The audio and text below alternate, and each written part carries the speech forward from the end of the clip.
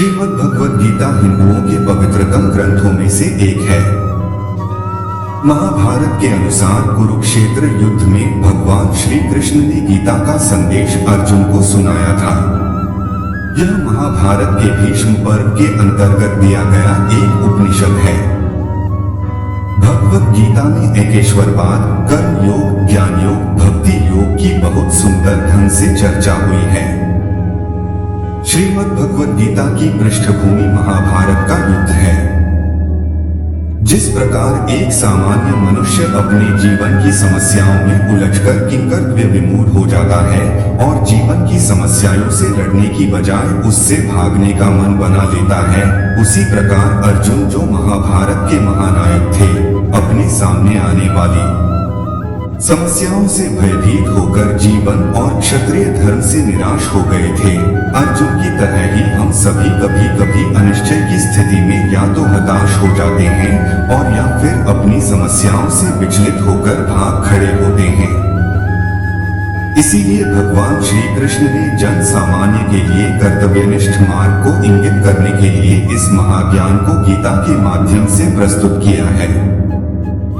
हम सभी 18 अध्याय आपके लिए संस्कृत श्लोकों के सरल हिंदी अनुवाद के साथ आपके लिए प्रकाशित कर रहे हैं, ताकि आप इसे आसानी से पढ़ सके। श्रीमद् भगवद गीता को एक बहुत ही पवित्र ग्रंथ माना जाता है। इसके अध्ययन से पूर्व हम यह भी जान सकते हैं कि इसके बारे में हमारे महापुरुषों के क्या विचार हैं, वो श्रीमद् भगवद गीता के बारे में क्या सोचते हैं। गीता मेरा हृदय है, गीता मेरा उत्तम सार है, गीता मेरा अति उग्र ज्ञान है, गीता मेरा अविनाशी ज्ञान है, गीता मेरा श्रेष्ठ निवास स्थान है, गीता मेरा परम पद है, गीता मेरा परम परम रहस्य है, गीता मेरा परम गुरु है। जो अपने आप श्री विष्णु भगवान के मुख कमल से निकली हुई है, वह गीता अच्छी तरह कंठस्थ करना चाहिए। अन्य शास्त्रों के विस्तार से क्या लाभ। गाने योग्य गीता तो श्री गीता का और श्री विष्णु सहस्रनाम का गान है। धरने योग्य तो श्री विष्णु भगवान का ध्यान है। चित्त तो सज्जनों के संग पिरोने योग्य है और वित्त तो दीन दुखियों को देने योग्य है।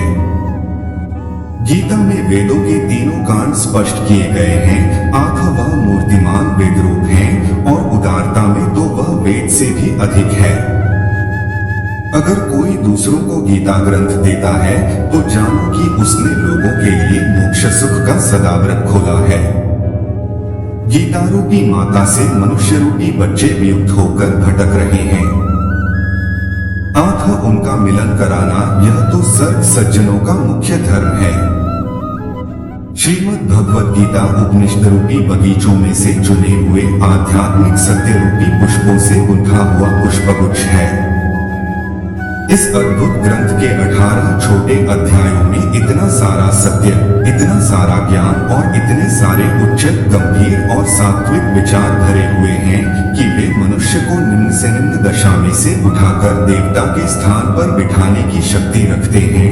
वे पुरुष तथा स्त्रियां बहुत भाग्यशाली हैं जिनको इस संसार के अंधकार से भरे हुए संकरे मार्गों में प्रकाश देने वाला यह छोटा सा लेकिन अखूट तेल से भरा हुआ धर्म प्रदीप प्राप्त हुआ है।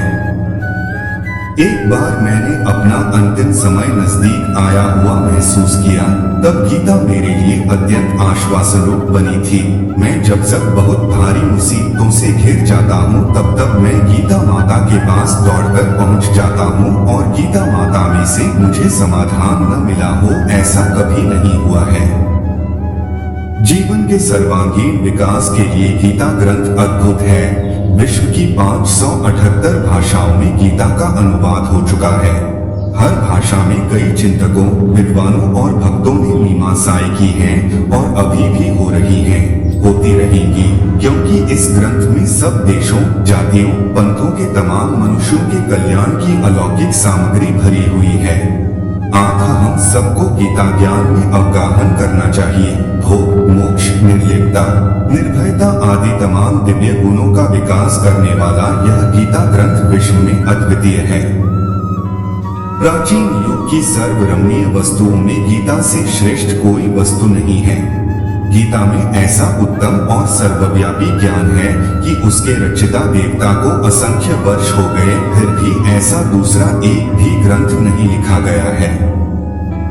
थॉरो के शिष्य अमेरिका के सुप्रसिद्ध साहित्यकार एमर्सन को भी गीता के लिए अद्भुत आदर था। सर्वभूतेषु चात्मानं सर्वभूतानि चात्मनि, यह श्लोक पढ़ते समय वह नाच उठता था।